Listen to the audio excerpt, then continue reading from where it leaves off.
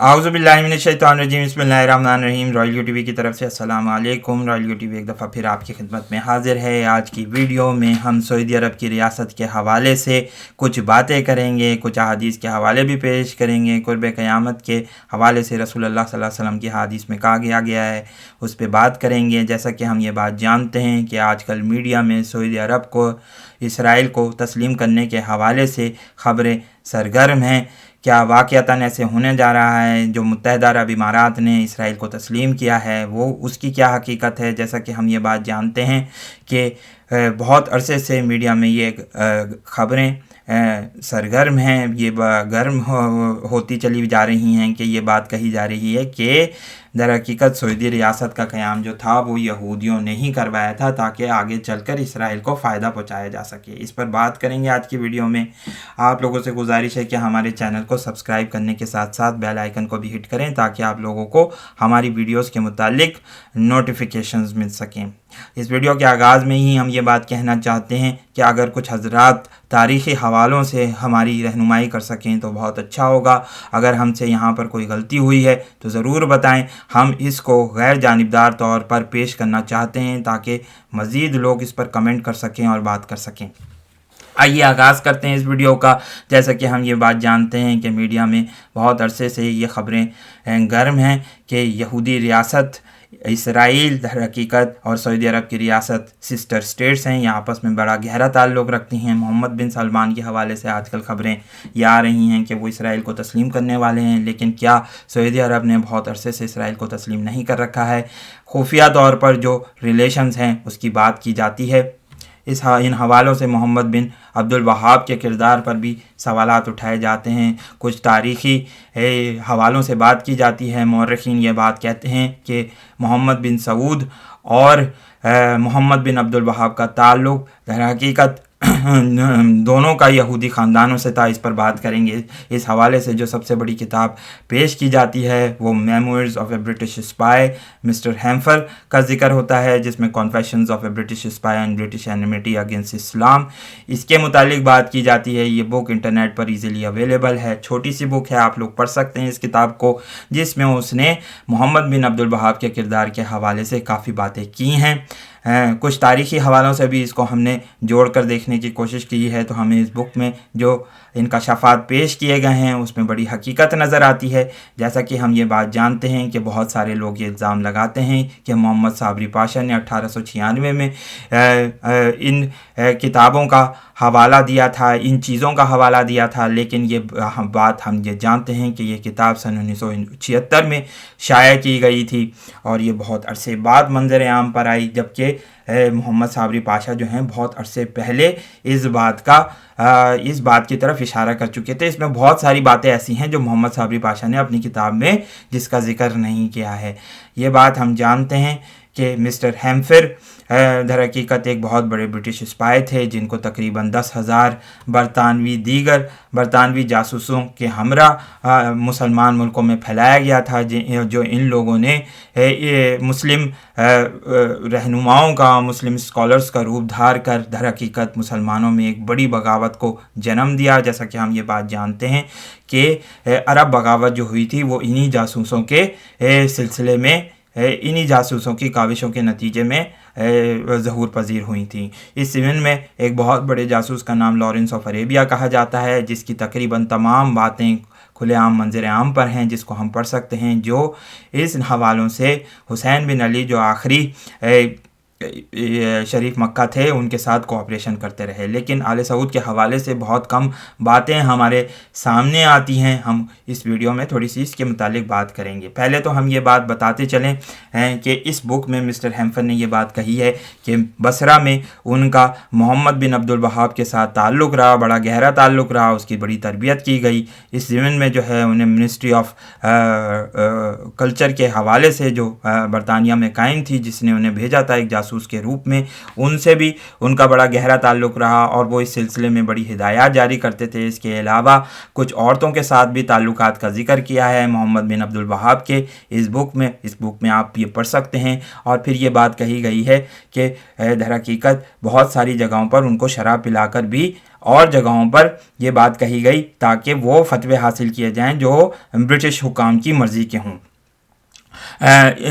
اس کتاب میں یہی بات ذکر کیا گیا ہے۔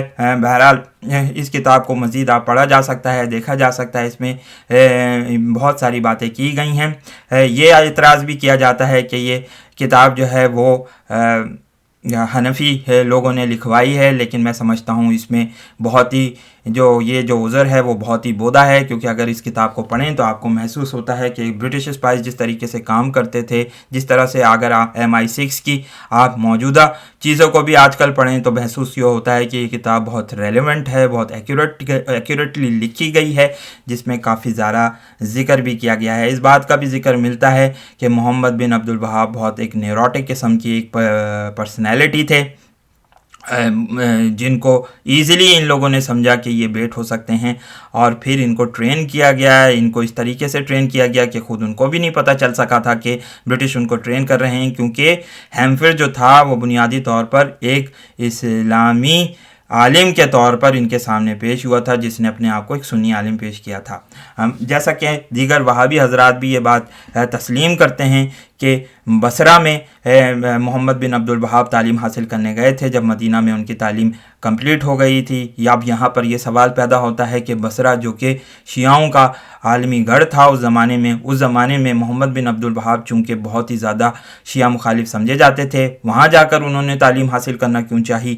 یہ ایک بہت بڑا سوالیہ نشان ہے، شاید جو اس بات کو، اس شک کو تقویت دیتا ہے کہ شاید محمد بن عبد الوہاب جو ہیں وہ بنیادی طور پر اسی برٹش اسپائی سے ملنے کے لیے وہاں پر روانہ ہوئے تھے تاکہ ان کو جو ہے وہ ان کی ٹریننگ کی جا سکے۔ واللہ عالم بالصواب، اللہ تعالیٰ بہتر طور پر جانتے ہیں کہ کیا ہے، لیکن ہمیں شکوک ضرور اس چیز کو پڑھ کر ہوتے ہیں کہ یہ شاید جو ہے وہ محمد بن عبد الوہاب کو برٹش نے ٹرین کیا ہو تاکہ ایک جوئش جو ہے وہ ان کو اس زمین میں ٹرین کیا جا سکے۔ بعد میں سن 2003 میں ایک بہت بڑی کلاسیفیکیشن رپورٹ شائع کی گئی امریکن انٹیلیجنس ڈپارٹمنٹ کی طرف سے۔ یہ اس رپورٹ کو ہم دکھا رہے ہیں آپ کے سامنے۔ اس رپورٹ میں یہ آپ دیکھ سکتے ہیں، یہ اوریجنل ڈاکومنٹس ہیں جو انٹرنیٹ پر بعد میں ڈی کلاسیفائی کیے گئے، یعنی بعد میں شائع کیے گئے۔ اس کلاسیفیکیشن ڈی کلاسیفائڈ رپورٹ میں جو بات کی گئی وہ بڑی اہم ہے، جس میں یہ بات کہی گئی کہ یہ ایک بنیادی طور پر ایک برٹش ایک عراقی سیکیورٹی آفیسر کی طرف سے کتاب شائع کی گئی تھی۔ یہ اس نے ایک رپورٹ بنا کر صدام حسین کو پیش کی تھی۔ اس کا نام سید محمود نجم الامیری تھا، جو انٹیلیجنس کرنل تھا۔ اس نے یہ بات اس میں شائع کی، مختلف تاریخی حوالوں سے مورخین کے حوالے بھی شامل کیے گئے ہیں۔ یہ بنیادی طور پر ایک انٹیلیجنس رپورٹ تو شاید اس کو نہ کہیں، بلکہ ایک انالیسس رپورٹ کہیں تو زیادہ بہتر ہوگا، جس میں یہ بات کی گئی، جس میں یہ بات بھی کہی گئی کہ عبد الوہاب الشماری نام کے ایک تاریخی مصنف نے یہ بات کہی، ایک مورخ نے یہ بات کہی تھی کہ محمد بن عبد الوہاب کا تعلق در حقیقت ان ڈونمے جیوز سے تھا جو ترکی میں پائے جاتے تھے۔ ڈونمے جیو کا تھوڑا سا ذکر کریں گے، پھر ہم تھوڑا سا محمد بن عبد الوہاب کی طرف دوبارہ آئیں گے۔ ڈونمے جیوز بنیادی طور پر وہ یہودی آبادی تھی جو ترکی میں جا کر آباد ہو گئی تھی۔ یہ بنیادی طور پر سباتین کرپٹو جیوز کہلاتے تھے، جو اپنے ایک بہت بڑے ربائی کو مانتے تھے۔ اس کا نام سبتائی زیوی تھا۔ یہ 17ویں صدی عیسوی کا ایک جوئش ربائی تھا اور ایک قبالسٹ بھی تھا، یعنی قبالہ کے ماننے والے تھے۔ یہ قبالہ بنیادی طور پر جو یہودی جادوگروں کو کہا جاتا ہے جو اس جادو کے پیمانے پر عمل کرتے ہیں۔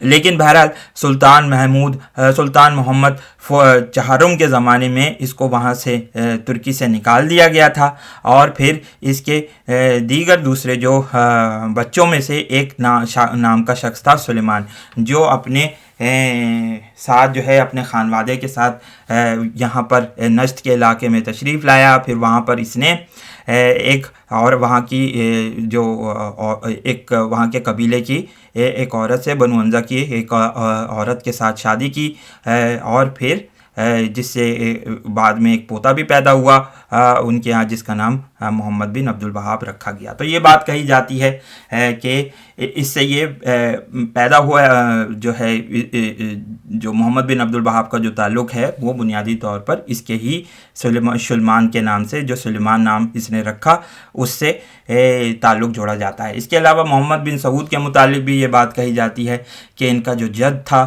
اس کا نام موڈچائی تھا۔ یہ موڈچائی بنیادی طور پر بصرہ میں ایک یہودی تاجر تھا عراق میں، وہاں پر اس کی ملاقات جو ہے وہ اسی قبیلے کے کچھ افراد سے ہوئی تھی۔ سعود قبیلہ کا پرانا وہ سمجھا جاتا ہے، جس کو بنی حنیف بھی کہا جاتا ہے، پھر ایک دوسرے بنو تمیم کا یہ ایک قبیلہ بھی سمجھا جاتا ہے۔ اس قبیلے کے لوگوں سے ان کی ملاقات ہوئی تھی، جو وہاں پر تشریف لائے ہوئے تھے بصرہ میں، جہاں پر چونکہ اس کے پاس پیسہ بہت تھا موڈچائی کے پاس، اس لیے اس نے ان لوگوں سے تعلقات پیدا کیے، پیسہ دیے، اور پھر یہ وہاں پر نجد کے علاقے میں چلا آیا، جہاں پر اس نے پھر وہاں کی ایک عورت سے شادی کری، اور پھر اس سے جو ہے وہ محمد بن سعود بعد میں پیدا ہوا، جس نے اس سعودی ریاست کی بنیاد رکھی۔ تاریخی حوالوں سے یہ بات بھی کہی جاتی ہے کہ بنیادی طور پر یہ لوگ جو تھے عراق سے آنے والے حجاج کو روکتے تھے۔ یہی وجہ تھی کہ ان کی وجہ سے کافی سالوں تک جو حج کا سلسلہ تھا وہ موقوف رہا تھا۔ اگر ہم بات کریں تو اس سلسلے میں کافی زیادہ ہمیں کچھ احادیث سے بھی حوالے ملتے ہیں، ہم اس کی طرف بھی آئیں گے اور بات کریں گے، لیکن آپ اس انٹیلیجنس رپورٹ کو پڑھ سکتے ہیں، یہ ہم آپ کو اسکرین پر دکھا بھی رہے ہیں، کہ جس کا نام جو ہے برتھ آف الوہابی movement and its historic roots لکھا گیا ہے۔ کہ اگر کچھ لوگ حضرات لنکس چاہتے ہیں ان کتابوں کے، تو وہ ہم کتابیں بھی آپ کے حوالے کر سکتے ہیں، تاکہ آپ لوگوں کو معلوم چل سکے کہ اس کے پیچھے کیا ایک کہانی چھپی ہوئی ہے۔ ہم یہ بات بھی جانتے ہیں کہ جب علی بن حسین، جو کہ حسین بن علی کا لڑکا تھا، اس نے خلافت مدینہ اور مکہ کا اعلان کیا تھا، تو اس ضمن میں پھر بعد میں آل سعود نے اس پر حملہ کیا تھا برطانوی حکومت کے کہنے پر، تاکہ بعد میں اس سعودی ریاست کا قیام عمل میں آ سکے۔ جیسا کہ ہم یہ بات جانتے ہیں کہ confessions of a British spy and British enmity against اسلام میں ہیمفن نے یہ بات کہی تھی کہ بنیادی طور پر ایک 1710 میں ایک کانفرنس ہوئی تھی، جس نے یہ کہا تھا کہ قریباً 300 سال کا عرصہ چاہیے ہوگا کہ جب ان کا مسیحا، ان کا مسایہ آئے گا، تو تقریباً جو ہے پھر 300 سال کے بعد ایک بڑی ریاست کا قیام ہو جائے گا۔ اب سن 2020 میں لگ یہ رہا ہے کہ وہ 300 سال کمپلیٹ ہو چکے ہیں، اور اب اسرائیل اپنے پوری طریقے سے فل فارم میں ایکشن میں نظر آئے گا، اور لگتا ہے کہ یہ جو سعودی ریاست جس کا قیام ہوا تھا یہ ڈیزالو ہو جائے گی، ختم ہو جائے گی، اور پھر اس کے نتیجے میں یہ جو علاقہ ہے عربیہ کا، حجاز کا علاقہ، یہ بنیادی طور پر ہمیں یہ نظر آتا ہے کہ یہ گریٹر اسرائیل میں چلا جائے گا۔ جیسا کہ ہم حدیث میں بھی پڑھیں تو رسول اللہ صلی اللہ علیہ وسلم کی ایک حدیث میں بہت ہی خوبصورت ذکر ہوا ہے، آئیے اس کی طرف آتے ہیں۔ ہم اس حدیث کو پہلے بھی پڑھ چکے ہیں، لیکن تھوڑے ہی عرصے پہلے ہمیں کچھ ایسا انکشافات ہوئے کہ ہمیں بڑی حیرت بھی ہوئی تھی۔ ہم یہ بات بھی جانتے ہیں، یہ بات بھی کہہ سکتے ہیں یہاں پر کہ ہم نے یہ کتاب آج سے تقریباً میموریز آف مسٹر ہیمفر یہ بہت عرصے پہلے پڑھی تھی، لیکن ہمیں یقین نہیں آیا تھا اس بات پر کہ واقعتاً ایسا ہو بھی سکتا ہے، کیا مسلمانوں کے یہ بڑے بڑے جو مینار ہیں یہ اس قدر کھوکھلے ثابت ہو سکتے ہیں۔ لیکن اب ہمیں یقین ہوتا چلا جا رہا ہے کہ جس سعودی ریاست کا اور جس تحریک کا قیام عمل میں لایا گیا تھا، وہ در حقیقت یہودیوں کو فائدہ ہی پہنچانے کے لیے کہا گیا تھا۔ رسول اللہ صلی اللہ علیہ وسلم کی اس حدیث میں بھی بڑا ہی خوبصورت اشارہ کیا گیا، اگر ہم اس کو سمجھ پاتے تو ہمارے لیے بہت اچھا ہوتا ہے، لیکن اللہ تعالیٰ بہتر طور پر جانتے ہیں کہ جب بھی اللہ تعالیٰ جو ہے مسلمانوں کو یہ حکمت عطا کر دیں تو اتنا ہی اچھا ہے۔ بہرحال آئیے پڑھتے ہیں، دیکھتے ہیں کہ کس حدیث میں کیا لکھا ہوا ہے۔ اس میں یہ لکھا ہوا ہے کہ حضرت معاذ بن جبل، یہ بہت مشہور حدیث ہے جس کو مختلف ادوار میں مختلف لوگوں نے پڑھا ہے اور اس کی مختلف تشریحات کی ہیں، لیکن ہمیں جو بات محسوس ہوئی ہے ہم آپ کو بتاتے ہیں۔ حضرت معاذ بن جبل رضی اللہ تعالیٰ عنہ کہتے ہیں کہ رسول اللہ صلی اللہ علیہ وسلم نے فرمایا ہے، بیت المقدس کی آبادی جب کمال کو پہنچ جائے گی تو وہ مدینہ کی خرابی اور تباہی کا باعث ہوگی۔ اب یہاں پر اگر تھوڑا سا ہم عربی عبارت کو پڑھیں تو رسول اللہ صلی اللہ علیہ وسلم نے ایک بہت ہی عجیب و غریب بات کی ہے، خوبصورت اشارہ بھی ہے جس کو ہم سمجھنے کی کوشش کرتے ہیں تاریخ کے تناظر میں ہی۔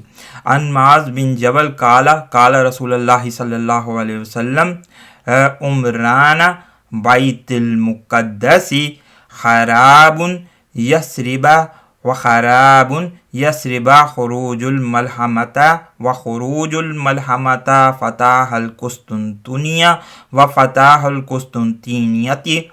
قسطنطنیۃ خروج الدجال رواہ ابو داؤد۔ یعنی یہاں پر جو لفظ رسول اللہ صلی اللہ علیہ وسلم نے استعمال کیا وہ مدینہ کا نہیں تھا بلکہ یثرب کا استعمال کیا، یا یثرب اس کو کہہ لیجئے۔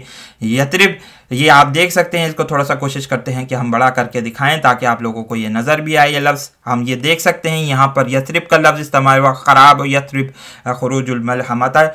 ہم یہ بات تاریخی طور پر جانتے ہیں کہ اس حدیث میں یہ بات کی گئی، پہلے ہم حدیث کا ترجمہ آپ کے سامنے پیش کریں تو وہ جب بیت المقدس کی آبادی جب کمال کو پہنچ جائے گی تو وہ مدینہ کی خرابی اور تباہی کا باعث ہوگی، اور مدینہ کی خرابی فتنہ اور جنگ عظیم کے پیدا ہونے اور وقوع میں آنے کا سبب ہوگی، اور فتنہ کا ظہور اور جنگ عظیم کا وقوع قسطنطنیہ کے فتح کا سبب ہوگا، اور قسطنطنیہ کی فتح دجال کے خروج کا سبب۔ اب یہاں پر مدینہ اس کا ترجمہ کیا گیا، تھوڑا سا میں سمجھتا ہوں کہ تھوڑا سا اس میں شاید غلطی ہوئی ہے، اگر اس کا یثرب ترجمہ کیا جاتا تو زیادہ اچھا ہوتا۔ اب ہم یہ بات جانتے ہیں کہ رسول اللہ صلی اللہ علیہ وسلم جب مدینہ تشریف لائے تو مدینہ کا پرانا نام یثرب تھا۔ ہم یہ بات جانتے ہیں تاریخی حوالوں سے، جیسا کہ ہم اس کتاب کو آپ پڑھ سکتے ہیں، تاریخ مدینہ منورہ بائی غالی محمد الامین الشنقیطی، یہ ایک عربی مصنف ہیں جنہوں نے اس کتاب کو لکھا ہے، بہت ہی خوبصورت کتاب ہے، اس میں مدینہ منورہ کی تاریخ کو پیش کیا ہے۔ ہم یہاں پر تھوڑے سے پڑھتے بھی ہیں، آپ کو دکھاتے ہیں اس تاریخی حوالے سے کہ کیا لکھا ہوا ہے۔ قدیم زمانے میں مدینہ منورہ کا یثرب نام تھا، کیونکہ بابل میں زلزلے کے بعد نوح علیہ السلام کی ذریت جب منتشر ہو گئی تو جس شخص نے سب سے پہلے یہاں قیام کیا اس کا تعلق عمالقہ سے تھا اور اسے یثرب کہا جاتا تھا۔ اس کا پورا نام یہاں پر حاشیے میں لکھا ہوا بھی ہے، اس کا پورا نام یثرب بن قائد بن ابیل تھا، اور اسی کی نسبت سے مدینہ کا نام یثرب پڑ گیا۔ نبی اکرم صلی اللہ علیہ وسلم کے دور میں مدینہ منورہ کے مشرقی حصے میں بنی حارثہ اور مغربی حصے میں بنی سلمہ کی رہائش تھی۔ ہجرت نبوی کے بعد یثرب کا نام طابہ رکھ دیا گیا اور اسے یثرب کہنے سے منع کر دیا گیا، یعنی رسول اللہ صلی اللہ علیہ وسلم نے مدینہ کا نام جو تھا مدینۃ المنورہ طیبہ کہا گیا، کچھ جگہوں پر طیبہ لفظ استعمال بھی ہوا ہے جیسا کہ ہم نے حدیث میں پچھلی دفعہ آپ کو پڑھ کے بھی سنایا تھا، لیکن رسول اللہ صلی اللہ علیہ وسلم نے لوگوں کو منع کیا کہ اس کا نام جو ہے وہ یثرب نہ کہو۔ اب کیوں منع کیا گیا وہ آگے جا کر بات آ رہی ہے، کیونکہ یثرب عربی لفظ تثریب سے ماخوذ ہے جس کے معنی ہوتا ہے گالی گلوچ کرنا، لہٰذا مسلمانوں نے یثرب نام ترک کر دیا۔ البتہ منافقین ابھی بھی مدینے کو یثرب ہی کہتے تھے، جیسا کہ قرآن مجید نے ان کے بارے میں ذکر کیا ہے، وہ کہتے تھے یا اہل یثرب لا مقام لکم فارجعوا، اے مدینہ یثرب والو تمہارے لیے ٹھکانہ نہیں، چلو لوٹ چلو۔ تو بہرحال یہ لفظ استعمال ہوا، یہ منافقین اور یہودی جو تھے وہ اس لفظ کو کہا کرتے تھے، جیسا کہ ہم جوئش انسائکلوپیڈیا میں جائیں تو وہاں پر بھی جو یہودیوں نے اس کا نام پکارا ہے وہ یثرب ہی پکارا ہے۔ اس بات کو ہم یہ بات جانتے ہیں کہ یثرب نام جو تھا وہ یہودی مدینہ منورہ کو دیا کرتے تھے اور منافقین جو ہیں وہ پکارا کرتے تھے، اس سے یہ بات ثابت ہو گئی۔ لیکن اگر ہم یہاں بات دیکھیں تو رسول اللہ صلی اللہ علیہ وسلم نے اس حدیث میں یثرب کا لفظ استعمال کیا، جبکہ رسول اللہ صلی اللہ علیہ وسلم خود منع کر چکے تھے کہ یثرب کا لفظ استعمال نہ کرو۔ اب اس سے کیا مراد ہے، یہ بات ہم آپ کو سمجھانے کی کوشش کرتے ہیں کہ رسول اللہ صلی اللہ علیہ وسلم نے بہت ہی خوبصورت اشارہ کیا ان منافقین کی طرف، ان یہودی ایجنٹوں کی طرف جن کا قبضہ ہو جائے گا قرب قیامت میں. اور ہم یہ بات جانتے ہیں کہ اس ضمن میں یہ حدیث جو ہے وہ آل سعود پر اور ان لوگوں پر جو اس وقت سعودی عرب پر قابض ہیں بالکل منطبق ہوتی ہوئی نظر آتی ہے. جیسا کہ ہم یہ بات جانتے ہیں کہ بیت المقدس کی آبادی اس وقت عروج پر ہے.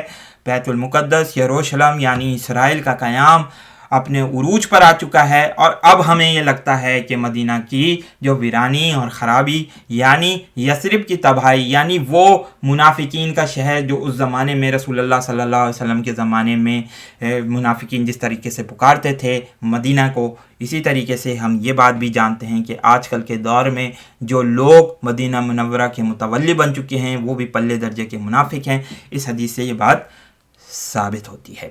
تو یہ بات جانتے ہیں ہم. یہ بات اب اس بات کا حقیقی طور پر دیکھا جائے تو ہمیں تھوڑا سا پتہ چلتا ہے. آگے چل کر ایک اور حدیث ہم آپ کو پیش کرتے ہیں جس میں رسول اللہ صلی اللہ علیہ وسلم نے بہت خوبصورت بات کری، جس سے یہ بات اور بھی ثابت ہو جاتی ہے کہ مدینہ میں صرف منافقین ہی نہیں ہوں گے بلکہ رسول اللہ صلی اللہ علیہ وسلم کے چاہنے والے اچھے مسلمان آج بھی موجود ہیں، اور وہ حقیقی طور پر یقینی طور پر ان بدبخت قوتوں کے ساتھ جو ہے وہ مقابلہ کریں گے جو اسرائیل کے ساتھ تعاون کر رہی ہیں. جیسا کہ محمد بن سلمان ہم یہ بات جانتے ہیں کہ نیوم شہر کا بات کر رہا ہے جو مدینہ سے آگے چل کر ہی تھوڑے سے اوپر نارتھ کی طرف واقع ہے، جس کو ہم نے پچھلی دفعہ نقشے میں دکھایا بھی تھا.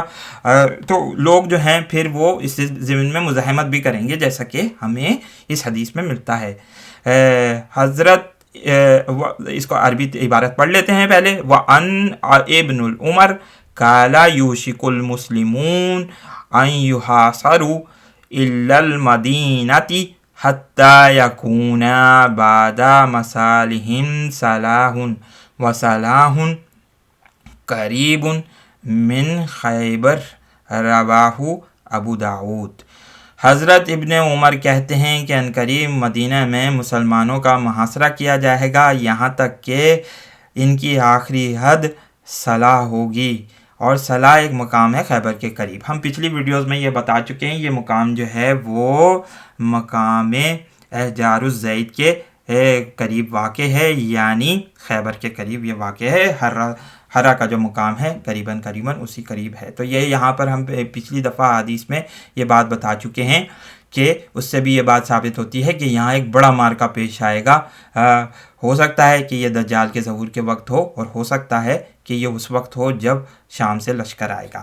تو یقینی طور پر ہمیں بات محسوس ہوتی ہے. یہاں پر رسول اللہ صلی اللہ علیہ وسلم نے مدینہ کا لفظ استعمال کیا، یعنی ان مسلمانوں کا شہر یہ دوبارہ بنے گا انشاءاللہ جن کے دلوں میں ایمان ہوگا، جو دجال کے خلاف یا ان منافقین کے خلاف بڑی لڑائی لڑیں گے جیسا کہ ہمیں نظر بھی آتا ہے. ایک اور حدیث میں ہمیں یہ بات بھی ملتی ہے کہ مدینہ کی زمین جب دجال آئے گا، رسول اللہ صلی اللہ علیہ وسلم نے فرمایا جب دجال آئے گا تو مدینہ کی زمین 3 دفعہ کانپے گی اور مدینہ کے تمام منافقین جو اس میں موجود ہوں گے ان کو نکال کے باہر پھینک کرے گی اور وہ منافقین بالآخر دجال سے جا کر مل جائیں گے. تو اس سے بات یہ بھی ثابت ہوتی ہے کہ یہ لوگ جو آج اسرائیل کے ساتھ تعاون کر رہے ہیں انشاءاللہ ان کا بھی خاتمہ اللہ تعالیٰ کرے گا اور مدینہ ایک دن انشاءاللہ ان لوگوں کو بھی نکال کے باہر پھینک کر دے گا اور پھر اصلی مسلمان جو ہوں گے وہ مدینہ میں دجال کی قوتوں کا، ان دجالی قوتوں کا جو آج سعودی عرب، متحدہ عرب امارات، عمان اور دیگر دوسری ریاستوں کے ساتھ تعاون کر رہے ہیں، عرب ریاستوں کے ساتھ ان کا مقابلہ کیا جائے گا. اس ویڈیو کو لائک کیجئے، شیئر کیجئے، دوستوں کے ساتھ ڈسکس کیجئے. بہت بہت شکریہ. السلام علیکم اور اللہ حافظ.